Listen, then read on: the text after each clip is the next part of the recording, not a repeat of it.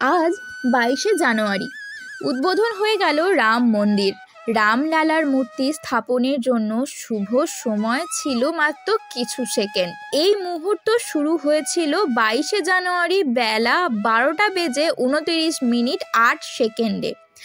12টা বেজে 20 minute 32 second পর্যন্ত এই মুহূর্ত স্থায়ী ছিল। রামলালার প্রাণ প্রতিষ্ঠা ও মহাপুজো এবং মহাআরতি হয়েছে কিন্তু এই দিনেই।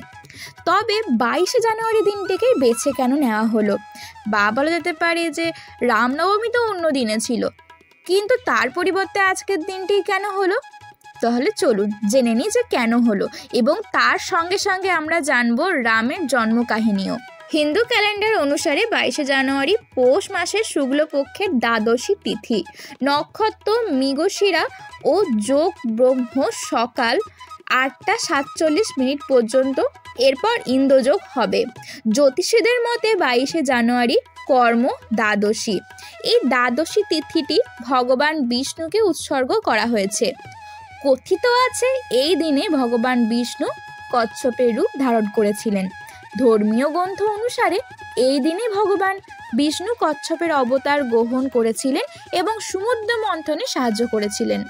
ভগবান শ্রীরাম হলেন ভগবান বিষ্ণুর অবতার, তাই এই দিনটিকে অত্যন্ত শুভ বলে মনে করা হয়েছে। জ্যোতিষীদের মতে এই দিনে 3টি শুভযোগ গঠিত হয়েছে। একটি হচ্ছে অভিজিৎ মুহূর্ত, সর্বাত্ম সিদ্ধিযোগ, অমৃত সিদ্ধিযোগ এবং রবিযোগ।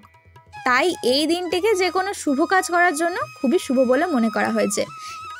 এই যোগাসনে যে কোনো কাজ করলে একজন ব্যক্তি সকল প্রকার কাজেই সফলতা লাভ করতে পারবে। ধর্মীয় বিশ্বাস অনুসারে অভিজিৎ মুহূর্ত, সর্বাত্ম সিদ্ধিযোগ এবং অমৃত সিদ্ধিযোগের শুভ সময়ে ভগবান শ্রীরামও জন্মগ্রহণ করেছিলেন। তাই অযোধ্যায় রাম মন্দিরের পবিত্রতার জন্য 22শে জানুয়ারির দিনটিকেই বেছে নেওয়া হয়েছিল।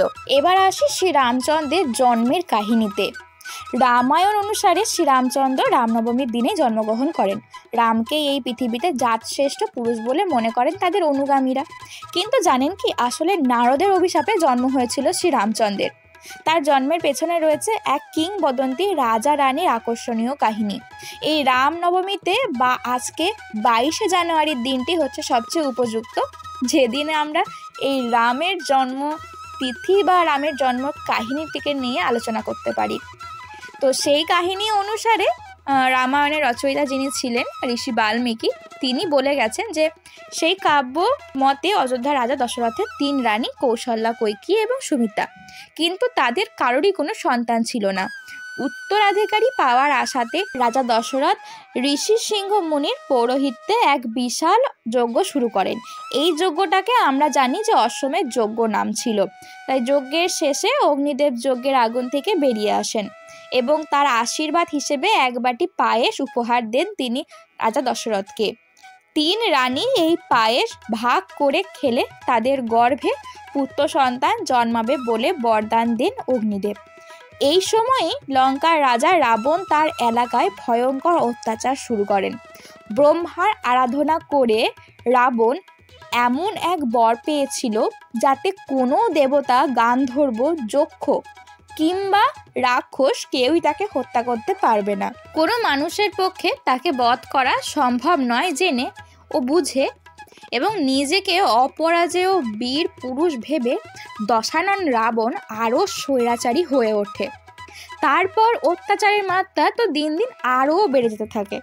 অত্যাচারের সীমা একবার যখন ছাড়িয়ে যায়, তখন রাবণ বধের জন্য ভগবান বিষ্ণুর দ্বারস্থ হন অন্যান্য ভগবানগণ। নারায়ণ যাতে দশরথের ঔরসে তার 3 রানীর কোনো একজনের গর্ভে জন্মগ্রহণ করেন, তার জন্য তাকে অনুরোধ করতে থাকেন দেবতাগণ। কারণ মানুষের অবতারে বিষ্ণু জন্ম নিলে তবেই রাবণকে পরাজিত করা সম্ভব হবে। এরপরই কৌশল্যার গর্ভে জন্ম নেন স্বয়ং রামচন্দ্র। অন্যদিকে ওই সময়ে একদিন নারায়ণের ওপর অত্যন্ত ক্ষুব্ধ হয়ে যায় দেবশ্রী নারদ। একদা এক সুন্দরী রাজকন্যার প্রেমে পড়ে যায় নারদ। সেই রাজকন্যা তখন স্বয়ংবরের আয়োজন চলছিল। নারদ সুদর্শন না হওয়ায় বিষ্ণুর কাছে আবেদন জানান যাতে স্বয়ংবরের সময় বিষ্ণু নিজের রূপ নারদকে দান করেন। বিষ্ণুর আশীর্বাদ পেয়ে নারদ তখন সভায় যান, কিন্তু রাজকন্যার বরমাল্য হাতে তার সামনে এসে হো হো করে হেসে ওঠেন, কারণ নারদের মুখের জায়গায় একটা বানরের মুখ বসিয়ে দিয়েছিলেন নারায়ণ। বিষ্ণুর এই ঠাট্টায় অত্যন্ত ক্ষুব্ধ হয়ে নারদ তাকে অভিশাপ দেন।